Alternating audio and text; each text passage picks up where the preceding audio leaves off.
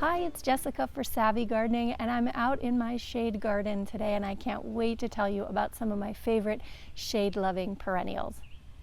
This little guy is called Corydalis lutea, also known as the yellow bleeding heart, and it is hands down my favorite shade-loving perennial because it is in bloom from early spring all the way through the fall. You can't beat it. These great little sort of greenish blue, ferny-like foliage forms this nice, lovely clump.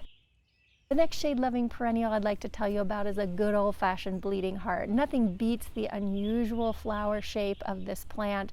It comes up first thing in the spring and just really puts on a phenomenal show. You can plant them with another great little bleeding heart known as the fern leaf bleeding heart.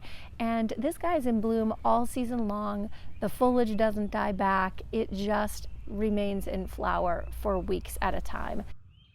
This guy is called barrenwort or epimedium. This is an excellent choice for dry shade if you've got pine trees or oak trees and you're looking for a great little perennial to grow underneath.